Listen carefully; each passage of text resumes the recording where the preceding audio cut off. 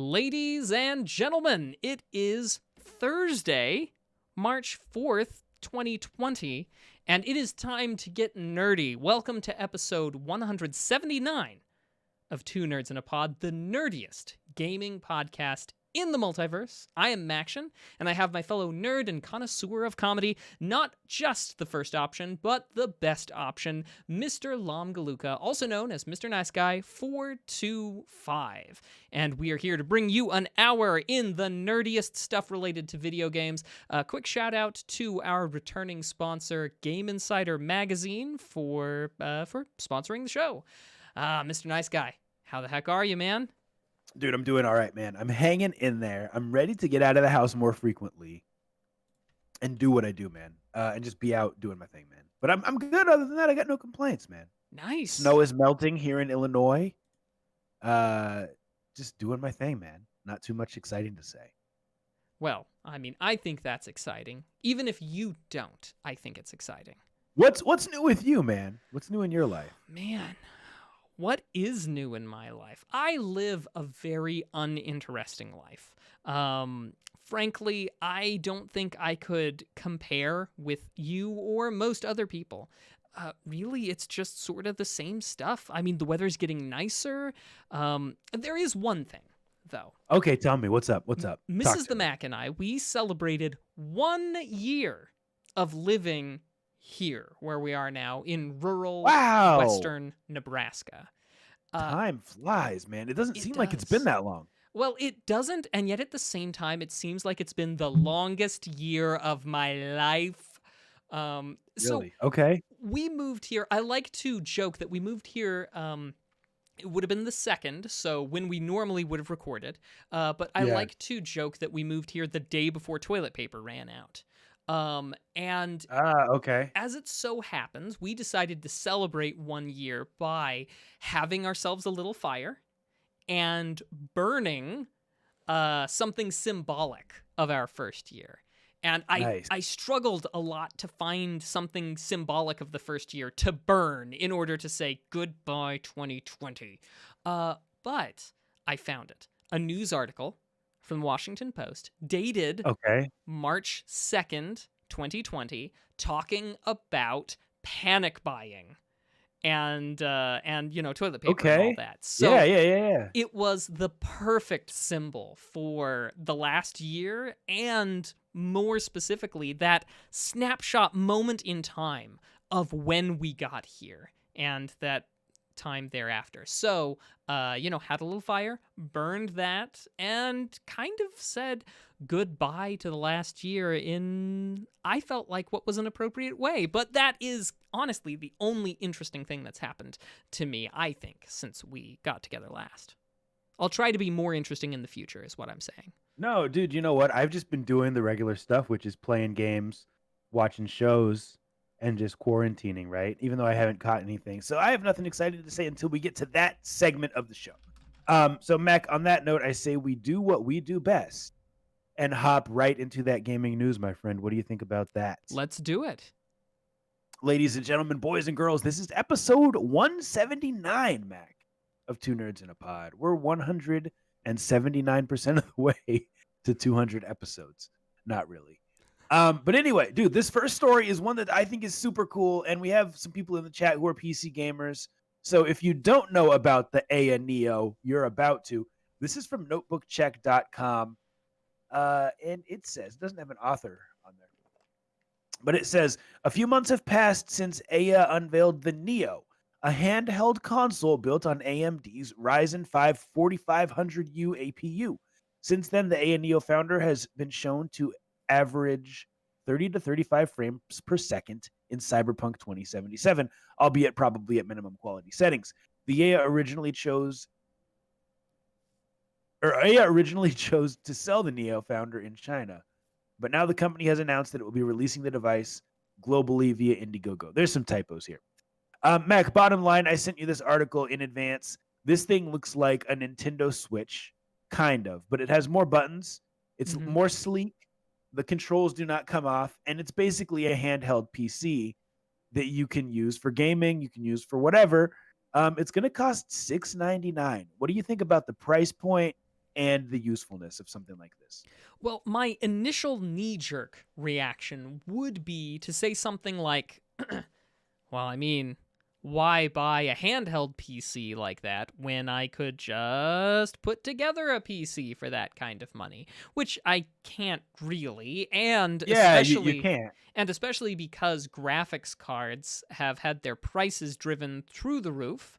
I think it's difficult to venture a guess as to whether or not I would even be able to get something close to that for that kind of money. However, Yeah, there yeah. is a lot to be said about where that $700 could go in a computer that you already have. Oh, So yeah, yeah. I think my initial reaction is I'm just like, I couldn't build my own computer for that, and compete, but I could take a already existing computer and really give it a fighting chance of outperforming that for Okay, that okay. amount.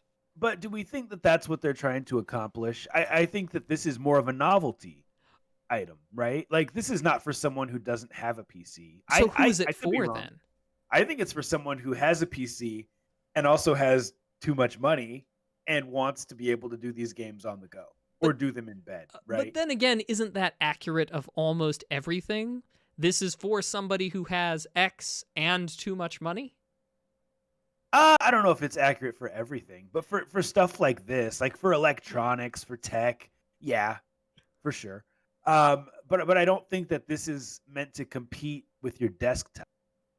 I think this is meant to supplement your desktop, and it comes with a dock as well. It comes with an optional dock, so it could, in that sense, you're right. It could be used in place of a desktop. But I think this is just kind of a cool thing. Like, yo, I like to game, and sometimes I want to play, Valorant while I'm laying in bed, right? Or whatever Mhm. game it may be, League of Legends, Teamfight Tactics, Fortnite. And I want to do it with PC level performance, not the Nintendo Switch. So I want this thing. And I think $6.99 reasonable. Not that I will be buying one, but for what this does, for giving you PC level performance on the go, I think that this is a good price. Perhaps I'm not 100% there. I think that I would prefer a smaller price tag. Although I'll tell you one thing I do quite like about it: the control or the color scheme has a sort of was it called atomic purple? Oh That yeah, that's what it looks like. Yeah. Yeah, that sort of transparenty purple that we saw on a lot of Nintendo products back in the day. I very much like those sorts of plastic The Game colorings. Game Boy Advance type, or Game Boy Color, the clear one type of vibe. Yeah, I agree. Yeah. So I do like the vibe that it's giving off. I don't know if it's enough to swing me that direction. I think I'm kind of enjoying where my play is on the computer. I don't know as I desire to take that experience on the go very much. Even when I was at my in-laws' place and had a chance to try out their Switch, play Breath of the Wild and the like, I only wanted to do that on the screen, on the television screen. I just don't think I'm the type of person who enjoys that aspect of the gaming quite as much as, well, apparently the people who have put up money for this. Yeah, I do think it's overpriced, but I also think that for what you're getting, and when we think about how much it costs to make a PC, right? I think that this is reasonable. The one thing I have against this is a lot of the reason that people prefer PC gaming is the mouse and keyboard aspect. Hmm. And with this, you absolutely don't get that. It's literally playing PC with a controller and a touchscreen. So just some thoughts. Well, cool. Let's move on to our next news story. Mac, as someone who's all about game preservation, someone who's all about keeping games going, I think you may find this interesting. Diablo 2 Resurrected is going to be coming out, and they added a cool feature that I think is something that should be incorporated more often. This is on GameSpot.com by Jordan Ramey. I hope I pronounced that right. Turns out if you're still playing 2000's Diablo 2 or still have access to your save in that game, you'll be able to transfer your progress into the upcoming Diablo 2 Resurrected remaster. It all seamlessly transfers over. I'm not even going to read the quote, Mac. You're already smiling. You're already nodding your head.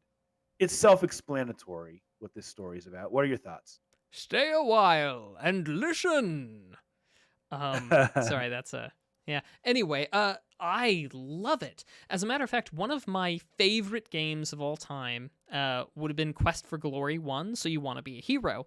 And one of the interesting things about that game was that you would play through the game and your character would grow from, say, level 1 to level 2, for example. In the sequel, you could import your character from the first game and pick kind of right up where you left off with the same skills and everything that they had accumulated and keep on going. It was fantastic and I love it.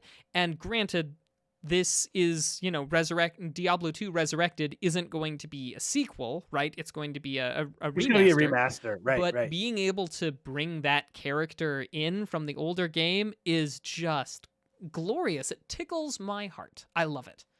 I agree. Like, even if this only applies to 1% of people who play remastered, right? Because, like, I can't think of a single game from 2000 that I still have the save for, unless I was to dig through and just be like, oh, here's my old PS2 memory card, and hey, my Splinter Cell save data is still on there, right? Mm-hmm. In that case, and if they remade it and they were like, oh, you can plug it in, I'd be like, okay, this is great. So I think that the functionality and just the care that goes into putting a feature like that in is very, very cool. I really like what they're doing here, and I hope we see it more often, right? Mm. I can't imagine that it took too much time and resources to do this. So, do it for the 1% of people who will benefit. I think this is great. Mac, if you were to look at some of your games from 2000 or from late 90s, can you think of any saves that you still have? Yes. I have a great deal of saves on my original Xbox. I know that that's like early 2000s. And from before then, see, I had this trouble where I wound up getting a PS1, and then the next console I got was was an original Xbox. I had kind of a big gap in the middle. Yeah. And then of course I had some gaps before. So I know I've got a bunch of saves from the original PlayStation. I've got my memory cards in that closet behind me from Yep. my PS1, Nice. but I couldn't tell you off the top of my hand, top of my head, other than some games like Final Fantasy VIII, Legend of Mana, or was it Secret of Mana? I always get Secret of Mana. Se- Secret of Mana. was that the one on PS1? I believe so. Okay, yeah. And then of And on, course yeah. and then of course I've got plenty of games for Super Nintendo and such farther back then. But, yeah. That's what I've Yeah. got. Well, like, to my point, Ralph in the chat says he says that he might still have Diablo 2 save games somewhere. So he's thinking, well, maybe I could even pull up those old characters and not have to do everything over. So I mean, it's a legitimate thing, that people will use. Galvatron says when they released Call of Duty Modern Warfare 4, or excuse me, Call of Duty 4 Modern Warfare Remastered, Activision charged full price for map packs and other DLC. Activision owns Blizzard. Count on them charging for DLC again for Diablo 2. We'll have to wait and see. I mean, they're charging for the remaster, so I can't really blame them. But we'll have to wait and see. Let's move on to our next news story. This one comes from IGN.com by Joseph Knoop. I hope I pronounced that right. Valve has officially stopped development on Artifact, its struggling collectible card game based on the Dota universe. Valve made the announcement Thursday, citing poor player count following the game's launch in 2018 and subsequent reboot, Artifact 2.0 beta. And then there's a quote where they apologize and all that, and I will not read it. But Mac, were you even aware that Valve had a collectible card game as a Valve fan? I'm a Valve fan. Yeah, I think I would say I'm kind of a Valve fan, but yeah, I didn't know about Artifact. It's based on Dota, you say? Yeah, which I don't play. I've played it, but I'm not a fan of Dota. Like, I don't hate it. It's just not my thing, right? Mm-hmm. Valve is one of the iconic gaming companies, in my opinion. Like, not everyone is really into it, but like they make games as well as anyone. Why do they spend time on stuff like this? Like why are you making a collectible card game when like it's almost become a meme that you're not making the things that people want? So I what don't you're saying understand. is don't make a collectible card game. Instead, make Half-Life 3 or Portal 3 or Left 4 Dead 3. Well, I will say, Mac, and this is a little bit of a troll.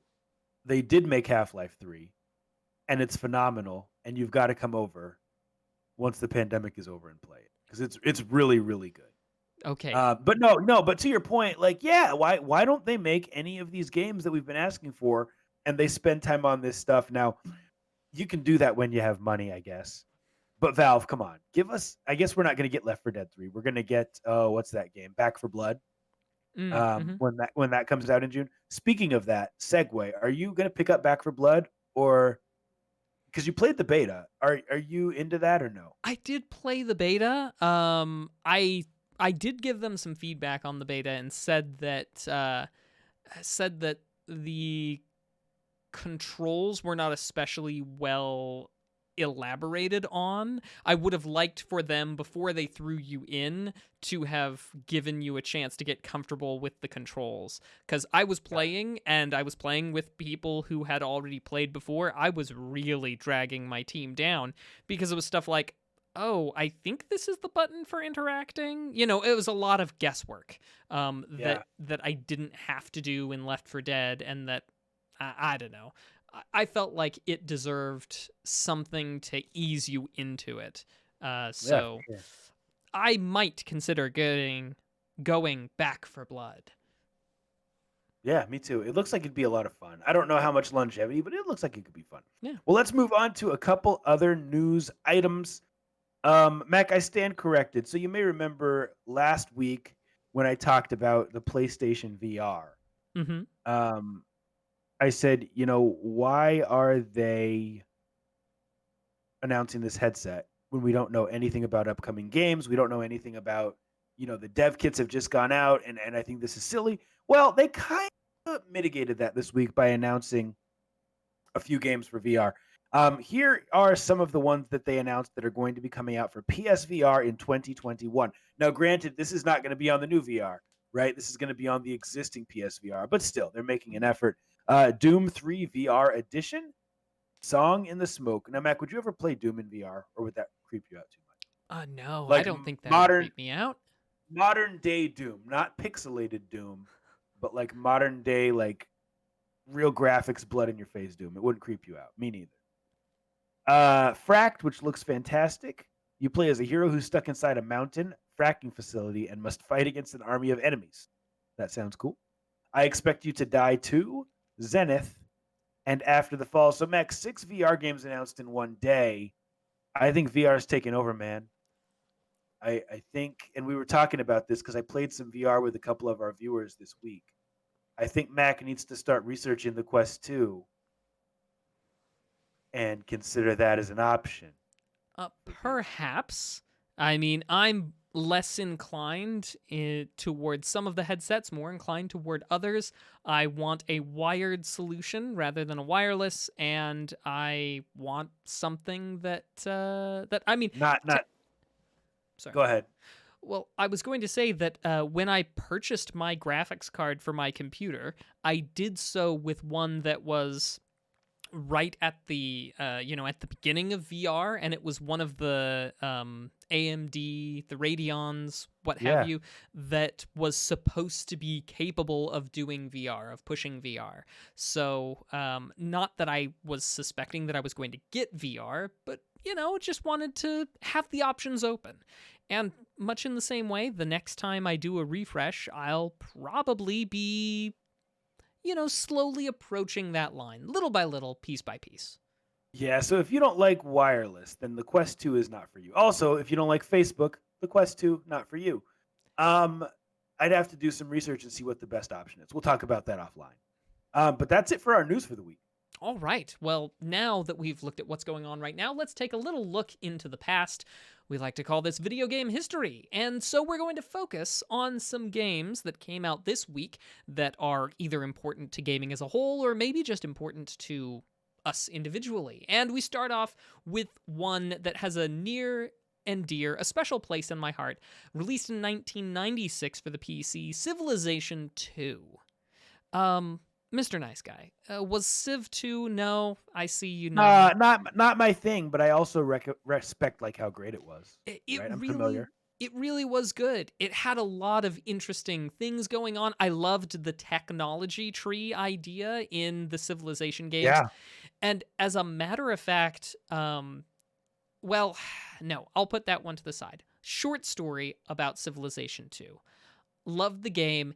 It was a game that I could just get lost in, lose sleep to it, lose study time to it, even to the point that when I was in college, sure, I had other games that I could be playing, but I kept going back.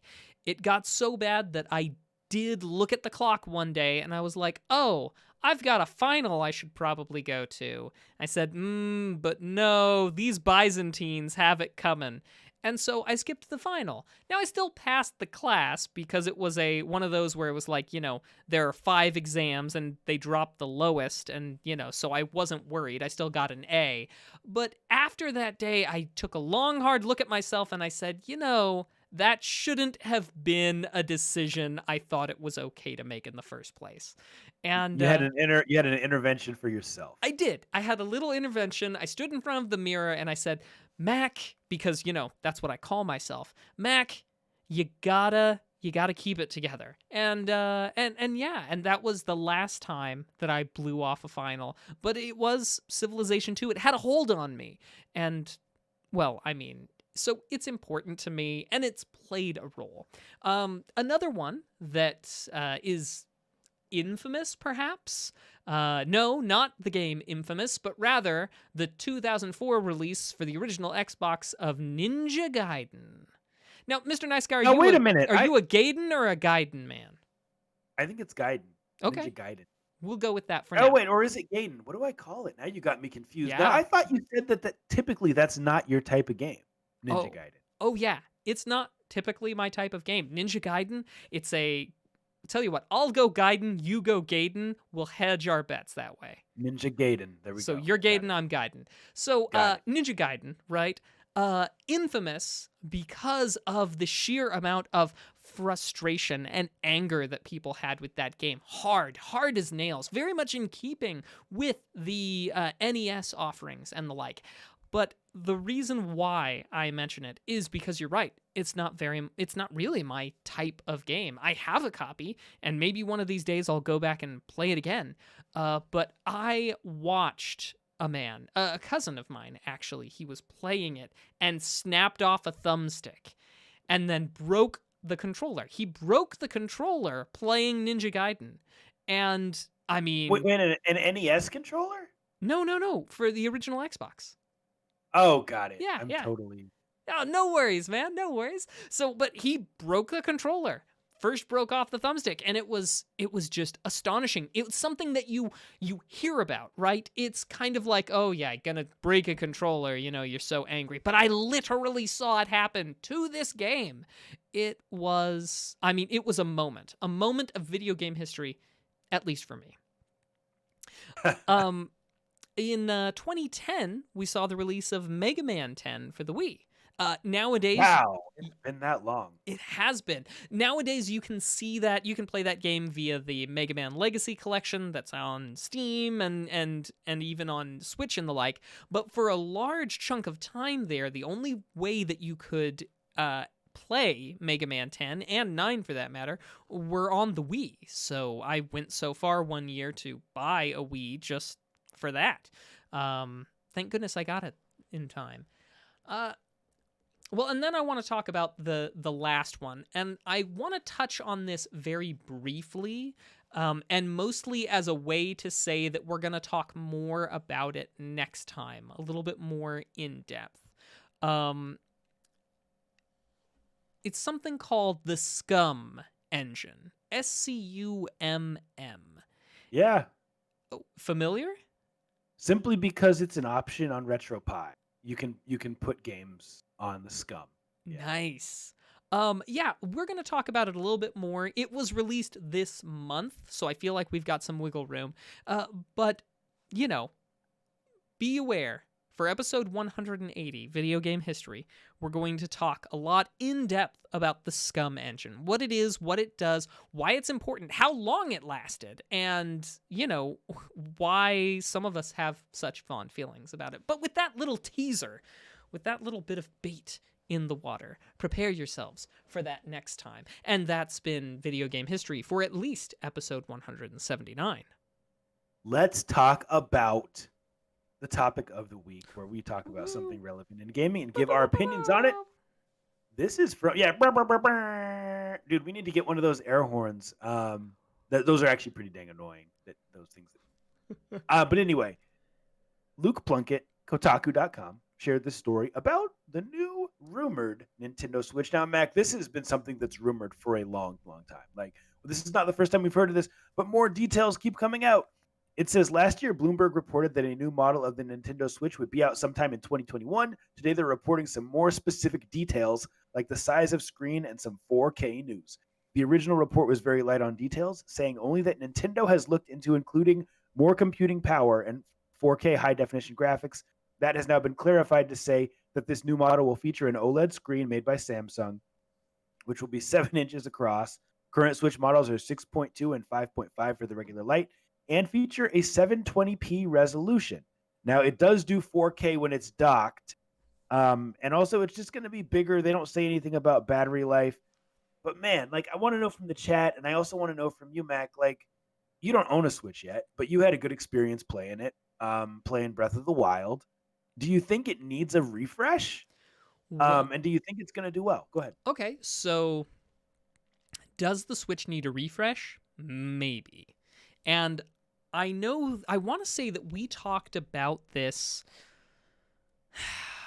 maybe around episode 155 or so, where we talked about the Switch and 4K, right? Yeah. Because the Switch, correct me if I'm wrong, does not currently do 4K even docked. No, it does not. And we discussed how that might be a situation where they might have to do some interesting shenanigans to fit the extra data or the extra resolution or, whatever sorts of interesting things that they might have to do to make that work. I think, even though I'm not somebody who has 4K or is even interested in it, I know that 4K is a big deal to a lot of people. And I think if they're going to refresh anything about the Switch, that updated graphics, higher resolution is what a lot of people are asking for. Now, to be fair, we do know that Nintendo has not exactly put graphical performance at the forefront of their considerations. For example, the Wii for a long time was just, I think it took like third parties to make like HDMI cables for the Wii, right? I'm trying to remember. Yeah, I know the original Wii did not come with HDMI. Yeah, You're probably right. and the Wii U, of course, had HDMI, but obviously it was, it was kind of a different thing. But nonetheless, I feel like, does it need a refresh? Maybe, probably. It's been rocking for what, 4 years now, 5 years now? Yeah, 5 years, I believe. It's probably about time for a refresh. And you could consider the Switch Lite to be technically a refresh, but I think something a little bit more substantive if they're going to actually do something. And yeah, 4K would be great. Yeah, so my thing is this: the reason that I play Nintendo games is because I cannot play them anywhere else, right? I cannot get Mario like in its true form, Zelda in its true form, anywhere other than on a Nintendo console. I don't really care about 4K because I'm so used to seeing those characters not be in 4K that it really, like, it doesn't even phase me that I'm just seeing it in 1080p, right? It's almost like when you're playing a 16-bit game like The Messenger, or like, what's that other game we just played, Shadow Ninja, whatever it's called. Cyber Shadow, yeah. You don't think, oh, these graphics are terrible. You just think, oh, well, this is just the way it's supposed to be. And that's how I feel about Nintendo consoles. So to me, 4K on a Nintendo console, not that important. On the PlayStation 5, absolutely. I want it there. Now, in terms of is Nintendo needing a refresh, I don't know that they need one, but they do this with all of their handhelds, right? They always give us a refresh of some type. They did it with the 3DS. They did it with the DS. I mean, they did it with everything that I can remember other than maybe the original Game Boy. They give us a new model that has better battery life. They trim off some of the fat. They make it a little bit smaller. Or they make it bigger on purpose, like the 3DS XL. So I think that this is just something that's on brand for Nintendo. Now, I don't know how it's going to sell, but I'm interested to see what they do. The one thing I hope they don't do, I hope that they don't make a new type of cartridge that only works on that one. Like, I'm not ready for that yet. I have a Switch. Please don't make Breath of the Wild 2 only work on the Switch Pro, if that's the case. Like, make it so that it still works. Same cartridge between both consoles. That's what I want. Mac, we got some comments. Anything you want to read? Should I pick a couple? Sure. So we've got some comments that it would be interesting with the whole 4K, but most average Nintendo customers don't care about 4K or HDR. And I don't know, maybe that's the case. Maybe I've been listening too much to Galvatron, who does care about 4K and says that playing Switch games in fuzzy 720p hurts my eyes.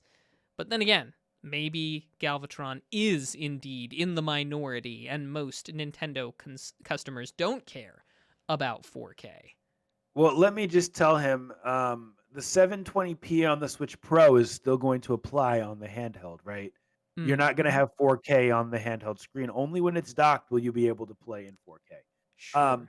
With anything other than the Switch, Galvatron, I'd agree with you. I don't want to play a game in 720p, right? But with the Switch, I'm okay with it. Like, I'm just used to it. Like I said, Mario in 720p or 1080. That's just how it's been. Mm-hmm. Now, I will say that I actually am someone who doesn't want to see carts go away, cartridges. Mostly and especially because I feel like, well, I've been on about digital distribution and video games before, but, I'm glad that Nintendo has been keeping with cartridges. And I hope that if they do, in fact, do a refresh, that number one, they keep those same cartridges so that you can keep using yours, but that number two, they keep that going for a while now. Just my take. Yeah, I agree 100%. And Nintendo, by the way, I like that you can take off the Joy-Cons. I like that because I can have a set of Joy-Cons for my kids and I can have a set of Joy-Cons for me, right? So I think that should be a feature that stays with the new Switch. And that has been our topic of the week. All right, well, now we turn to a crowdfunding project that's trying to get off the ground. You know what this is. We call it Kick or Kickstart. And the idea here is I'm going to drop a link in the chat so that those of you who are here with us for the live recording on twitch.tv/2nerdsandapod can, take a look at what we're talking about.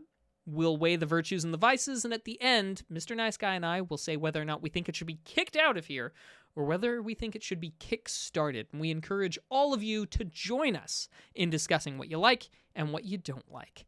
There is the link. We are looking at Wild Dose. So, for starters, they are looking for $10,250,000 to fund this game. In it, you are a cyber junkie in a cyberpunk-style world, and your drug of choice is not so much a drug as it is a simulation that you have to pay for called Wild Dose. Surrounded by cities, noir LA in 2099 or whatever, the Wild Dose is a simulation of wild nature and the like. They're aiming for a release on PC with Xbox and Switch releases as stretch goals. However, at the time of this record, the exact amount necessary to get to those stretch goals is not elaborated on in the Kickstarter. That's kind of unfortunate. You are looking at a $15 minimum buy-in for a PC copy on release, $31 if you want to get in on the beta as well, and they are expecting to release summer of 2022. Maxim is the fella behind this, a French developer, and yeah, he's building it in Unity. So there's a lot of interesting concepts and interesting ideas inside of this game, things that I like. The low poly artwork is kind of appeals to me. It's not quite so low poly as like early 3D games on the PS1. Definitely not that low poly, but it does have a sort of I would say GameCube 3D low poly feel. Do you think that's a fair? I would agree with that. I'd Yeah, agree with that. Yeah. yeah. So, So yeah, I mean, I'm looking at this. Go ahead, Mac. What were you gonna no, say? please. So I'm looking at this and I'm impressed with it. I've been doing some time in VR, and this kind of reminds me of VR chat. I don't know why it gives off that social vibe. You know, graphics are not amazing, but they're good. You know what I mean? Like it's clear what they're trying to do here. Um, I'm just watching some of the video right now, and I'm impressed with what I see. Like, if this is going to be a world that they can expand upon post release, I think that this could be a really, really big thing. Now, what are they charging for this when it comes out? Do we know that? Uh, it doesn't say what the price will be when it comes out, but 15 US dollars, it's in euros, 12 euros because France. But 15 US dollars is for a Steam key for PC. Okay. I mean, this looks cool. Like I don't know what it is. There's something it's missing, but I think it looks really cool, and I like the way they put their Kickstarter together. Yeah. I quite enjoy it as well. I think it does look good. I think that at the very top, they do themselves a great service by putting Play for Free Wild Dose, the first session, on Steam. So they've got a playable demo for free already on Steam that you can go and you can check. It's built in, was it Unity or Unreal? Oh, gosh. You said Unity. You said Unity Yeah, earlier. Unity. I'm pretty sure it's built in Unity. We'll stick with that. But yeah, it's Nice. I mean, it does have that look. It is going for that cyberpunk look. Although it is noteworthy that while we do have Cyberpunk 77 out right now, that doesn't mean that there's not. I don't think that means that there's not enough room for more cyber stuff. Although, in a way, you know how in Cyber Shadow, well, lots of cyber going on today. You know how in Cyber Shadow you would go into the cyber realm at certain points? Yeah. This very much has that sort of thing where, you take your wild dose and you go into the cyber realm of this, sort of wildland. They do get into it about how a lot of the enemies that you face are of a specific nature and so on. I think it looks really cool. Listen to the watch the video, read through some of the stuff, give the demo a try, see if it's for you. I think it shows a lot of promise. I agree with you, Mr. Nice Guy. And for that reason, I definitely say kickstart. Yeah, you know what? We don't get enough cyberpunk type of games. And I think that they're trying to do something unique and they're doing it well. Like they check all the boxes as far as stuff that we usually like. I mean, I guess they could ask for more money, but I'm not going to get on them for that. They have a realistic timeline. They have a well put together Kickstarter, and it looks like the game will probably be fun. So I'm going to say kickstart this one as well. Sweet. We are in agreement. And of course, we encourage all of you to let us know what you think as well. I'm seeing so far only kickstarts inside of the chat, so that does bode well. Obviously, Maxim, we wish you the best. Good luck on this. We certainly want to see more, and thanks for bringing your creativity to gracing our show. And that's been Kick or Kickstart. Awesome. Well, ladies and gentlemen, it is time for Nerd Flex. Woo-hoo.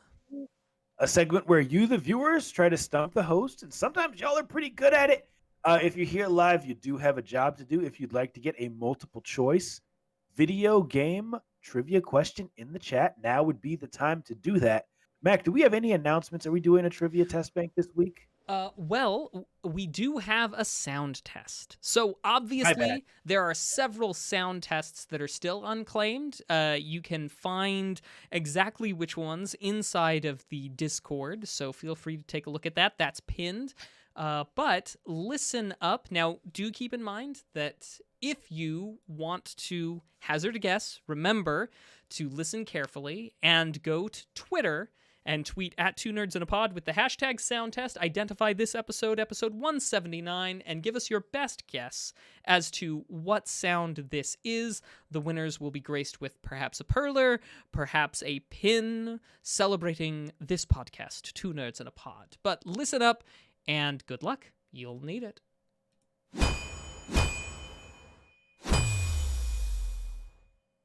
All right. I hope you were paying attention, and good luck. Now, let's turn to some trivia. See if you can stump us. All right, so here is the first one. This one is from the test bank. It is a difficult question. Ooh. Final Fantasy. What is the name of the creature who quizzes the party in Final Fantasy IX? I have no idea. And I'm bad at Roman numerals. IX is 9, right? Yeah, IX What is is 9. the name of the creature who quizzes the party in Final Fantasy IX? Now, Mac, I haven't played Final Fantasy IX. I don't know if you have. I've played Final Fantasy IX. I might have even beat it. I can imagine it. I can picture it. And it's and as long as I'm remembering properly, I want to say that the name is like Quizmaster. But you run into it in a battle, and then it'll be like, oh, here's a question, and then basically there'll be enemies out, and it'll be a multiple choice, and then you attack the one that corresponds to like A, B, C, or D, and there. So, I mean, I'm really not confident in my answer, but We can go with Quizmaster because I have no idea what the answer is. Quizmaster is the only one that's coming to mind. You know what I was going to say? What? I was going to say it might be Ragtime Mouse, and it turns out that's the answer. So I should have said that out loud before I flipped to the answer. Ragtime Mouse is the name? That's the name, and I was definitely not going to say that. I had no idea. Huh. But that's the answer is Ragtime. So we'll move on to our next one. This is in the chat from Spennis. In Mario Kart, what course is designed with so many options that the leaderboard, when you race on it, has nothing but question marks? And what game in the series did it debut? Oh, I think I know. Good question. I think it's the Yoshi course. Is it that one with the spinning egg? Yes. Yeah. Yeah. And it was in Mario 64? Mario Kart 64? Yeah, pretty sure. Yoshi's freak, what was it called? It's the Yoshi one, Bennis. And you're gonna accept that as an answer. The Yoshi course. And I believe it was in Mario Kart 64. Indeed. Do you want to go with that final answer, Mac? Yeah, I guess. I mean, the only name that's coming to mind, and I know that it's wrong, is there's a course called like Chaco Canyon, but I know that that's not the one. I can't think of it, but yes, I know it's got that spinning egg that moves around and sometimes blocks the bridge there. But yeah, I'm gonna go with that. I just am not sure if it's Mario 64, but I'm pretty sure. It's definitely 64, 100%. All right, let's go with that, Spennis. Let us know in the chat. Mac, would you like to read the last question for us? Yes. So in Metal Gear Solid, who was the only Foxhound member / boss character who survived and did not die? So I played Metal Gear Solid, but I feel like I was never 100% clear on how, on exactly everything. So, because like there's Foxhound and there's Fox Die and there's a whole bunch of stuff going on, but if I recall properly, Revolver Ocelot survived. However, technically, because he steals the spoiler alert, because he steals the hand of Liquid Snake and puts it on himself. Then like Liquid Snake kind of like possesses him. It's kind of weird. So you could make the argument that both of them survive and not just Revolver Ocelot. So it's one of those that I'm just not 100% sure. This feels kind of like a trick question, but I'm going to say that we're talking Revolver Ocelot slash Liquid Snake. Nice. Now, Spennis, while we're waiting for Galvatron, I'm going to go with Mac's answer, by the way. While we're waiting for that, Spennis got the answer in the chat. He says it is Yoshi Valley. So we got that right. They brought it into Mario Kart 64 in the Special Cup. Nintendo brought it back in Mario Kart 8 in one of the Leaf Cup. Nice. Cool. And Galvatron's got back to us that it was Revolver Ocelot. So now I am curious, because we're going to be, nerdy about this. So what would you consider to be the situation there with Solid Snake, Galvatron? Does he not count? Is that and that's and thanks for the elaboration of the distinction between Foxdie and Foxhound there. I had forgotten that, but now it's all coming back to me now. We're gonna get a copyright strike. Yeah, hopefully not. But it is one of those where what's your take on the Liquid Snake thing? We'll take the answer later. Good questions, everybody, and I hope that the sound test winds up being something that you guys can come up with as well. Cool. That's been Nerdflex. So now we turn to a little bit of legalese. Legalese. As you know, the law impacts much of video games, more and more each time. But I want us to not be surprised or off-put by the legalese. I want us to be able to embrace it, and that's the feeling here. We're going to talk about some legal stuff and how it relates to video games. And Mr. Nice Guy, there is so much legal news. So much stuff that's going on right now. It was very hard to drill down to one.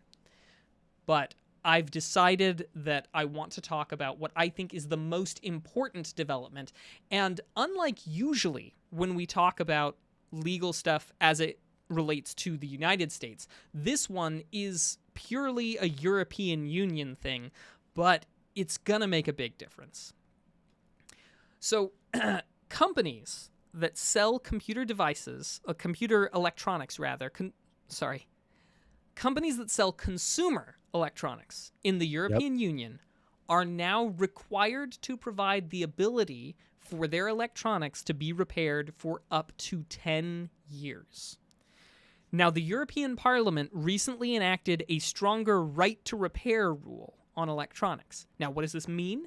It means that manufacturers will have to guarantee that parts are available for their products for up to a decade.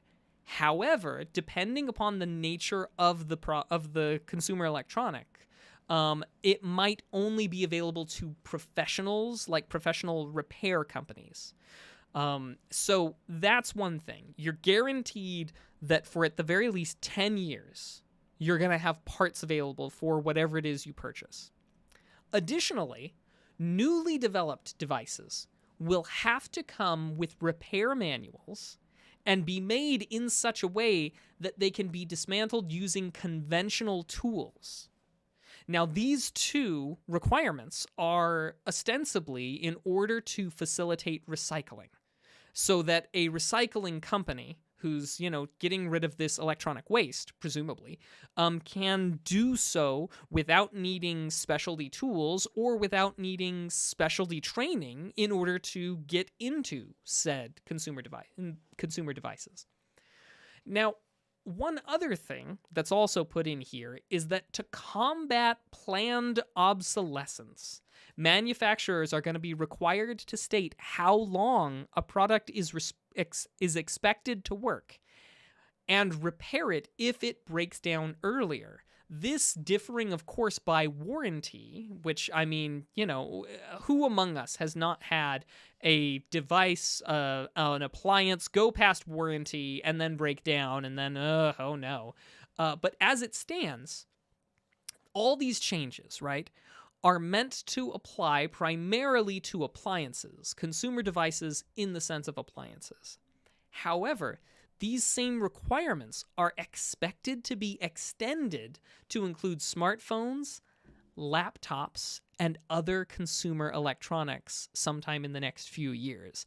And this is big news for those of us who, I don't know, maybe have a cell phone or maybe enjoy playing a console. The idea that they would have to follow these rules in the European Union does seem to indicate that they wouldn't just make one set of products for the European Union and one set for the rest of the world. It would make more sense for them to follow these. And what are these? You have to be able to make it repairable. You have to have parts available, and you have to include device manuals so that repair manuals so that anybody could have a go at it. This is fantastic news for games, for electronics in general, for all of us, and I am cautiously optimistic that this is a step in the right direction that's going to make it easier for us to keep devices that we love working for longer. I know this is not expressly and explicitly about video games, but it's video game adjacent, and by darn it if I didn't think it was fantastic news and worth sharing. I think it was worth sharing. Thank you. It's gonna potentially save us all some money. You know what I mean? I sure hope so. And I sure hope that it winds up doing things that let us keep everything going longer. I'm at the point where I'm considering getting myself a new phone. A new iPhone. Did you just say iPhone, Mac? Did you just say nope. iPhone? Did y'all hear that on the audio version where you can't tell who's talking? I think he said iPhone. No, somebody forgets that I've got the power of post-production. So, yeah, I know that wasn't especially a fun legal example, but I mean, I think it means for good things on the horizon. It's sunshine, lollipops, and rainbows everywhere. Edit that out as well, please. Nonsense. Anyway, that's just been a little bit of legalese, and there's more to come next episode. Some of the things that I put off, some things about loot boxes, some things about eJoy and Rainbow Six, some stuff about Apple, some things about Arizona. I mean, there's lots of stuff you don't want to miss next time. Let's do it.